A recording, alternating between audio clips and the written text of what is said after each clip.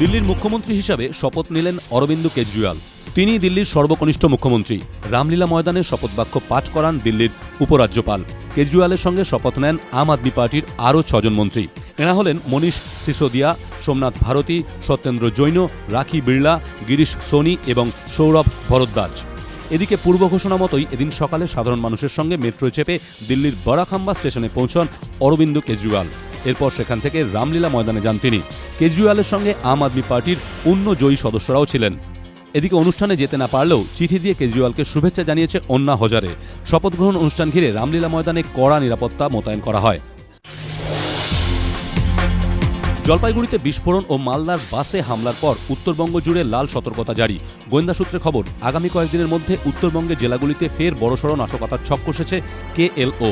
এদিকে জলপাইগুড়ি বিস্ফোরণকাণ্ডে আজ আরও একজনের মৃত্যু হয়েছে।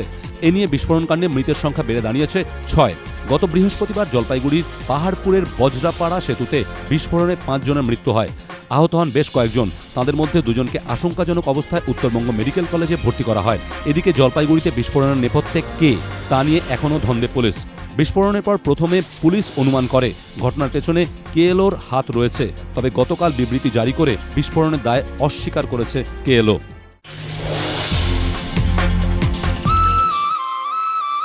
ঘাস, ফুল, গাছের সারির মাঝে একটা দুটো ফোয়ারা। রাজারহাটের ইকো পার্ক গত বছর 29শে ডিসেম্বর 480 একর জমিতে তৈরি এই পার্কের উদ্বোধন করেছিলেন মুখ্যমন্ত্রী। তার প্রায় 1 বছরের মাথায় এই পার্কে ঘিরে 12টি নতুন প্রকল্প নতুন বছরে উপহার হিসেবে তুলে দিলেন মমতা বন্দ্যোপাধ্যায়।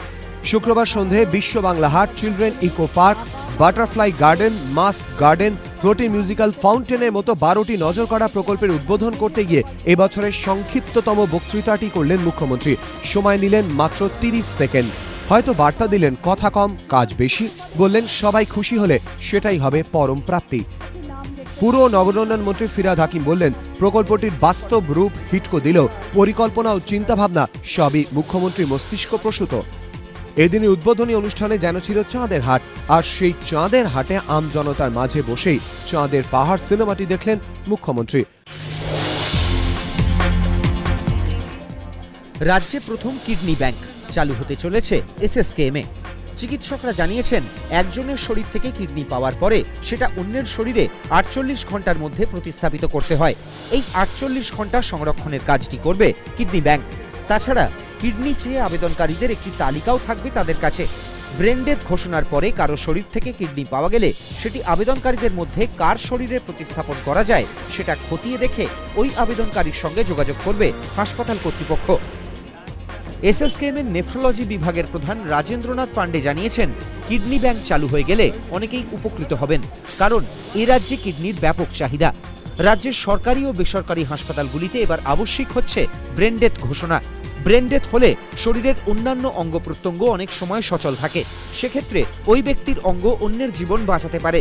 চিকিৎসকদের মতে, জীবিত কোনো ব্যক্তির শরীর থেকে কিডনি প্রতিস্থাপন করলে 2 ব্যক্তিকেই সারা জীবন অনেক সময় নানা সমস্যার মুখোমুখি হতে হয়। তবে ব্রেন ডেথ হওয়া কোনো ব্যক্তির শরীর থেকে কিডনি প্রতিস্থাপিত করলে তেমনটা হয় না।